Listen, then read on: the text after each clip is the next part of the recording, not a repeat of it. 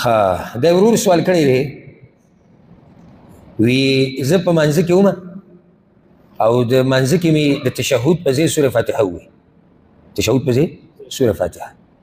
دا لمونځ کېږي که نه کېږي تاسو وایئ موږ اودس خو ټول کوو که نه د تا سره داسې وشي څه به کوې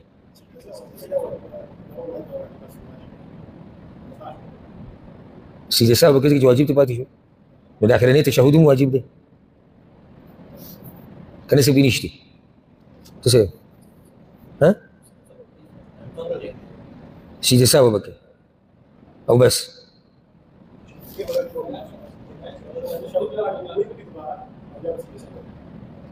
هغه پاسېدلی تللی دی او دی اوس تپوس کوي ده به په کوم ټیم کې دا کار کړی که نه اوس دی ماسوته منځه کې ورسره دا کار وشو ده ته به څه وایي جواب د دې مسلې یاد که تفصیلي څوک چې سوره فاتحه وایي د تشهد په ځای کې دا په دوه قسمه ده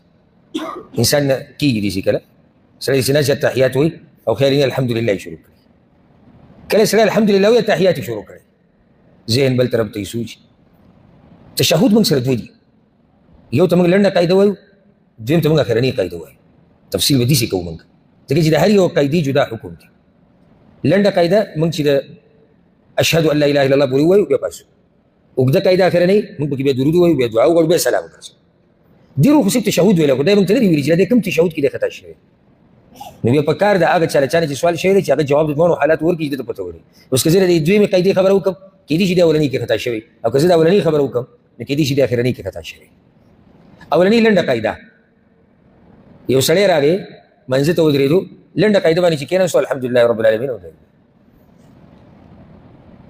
ده بیا راغی تپوس کوي چې څه چل به کوو که چېرته داسې څه حادثه یا داسې واقعه راپېښه شوه او ته خطا شو الحمدلله دې وي نو مونځ صحیح دی ده چې تشهد پرېښودی د هغې دپاره به د سجده سهو کوي ځکه چې تشهد د اولنۍ لنډه قاعده دا د مونځ په واجباتو کې دي او واجبات مونځ کې چې که نه دا چې دنه پاتې شي نو بیا سجده سهو وکړه بس الله له درسه معاف کړو پوه بې نه شوې ها اوس که چېرته داسې وشي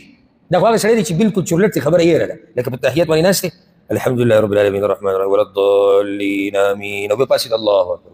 دا موږ د هغه مسلې ذکر کړه پاسېدلی دی د لنډې قاعدې نه پاسېدلی کله داسې هم کېږي چې ده ته منځ کې رایاد شي چې دا خو زه په تحیات ناست یم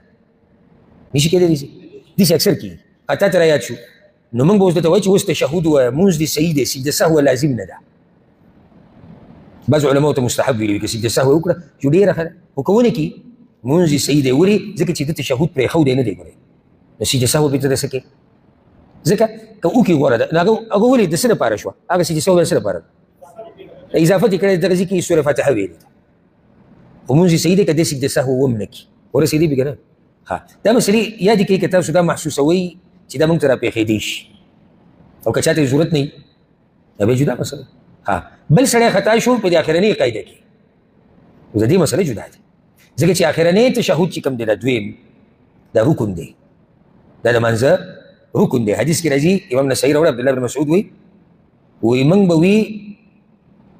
تشهد چې کله موږ باندې فرض شوی نه و نو موږ به وي السلام علی الله السلام علی جبرائیل و میکائیل وی رسول صلی الله علیه وسلم ته وایي چې اوس به تشهد وایې فرض شو رکن دی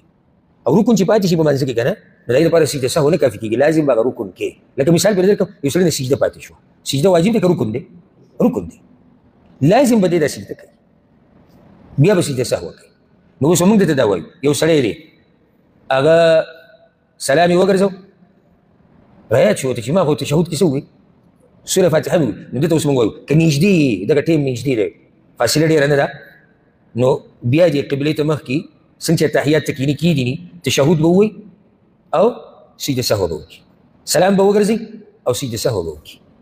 او که د سلام نه مخکې کوي نو هم روا دي ها دې ته سبا رایاد شو اوس خو منځ کې ډېره فاصله راغلې ده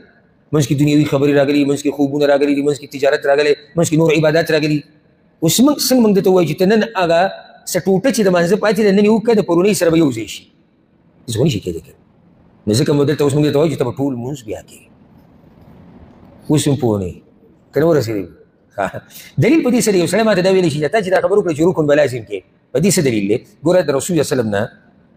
د ماسپښین د منځه 2 رکعته پاتې شي یا د مازدیګر د منځه کیسه تاسو ته معلومه او بیا رسول سلم کور ته لاړ صحابه کرام پسې ورغلي یا رسول الله تاسو 2 رکعاته مونځ وکړو هغه چې راغی سجده سهو وکړه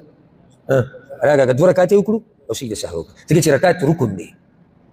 نو دغه شان په اخرنی قاعده کې تشهود ویل سری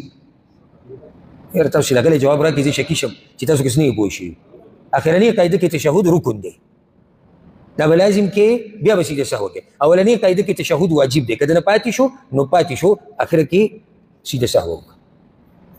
دا فرق دی والله اعلم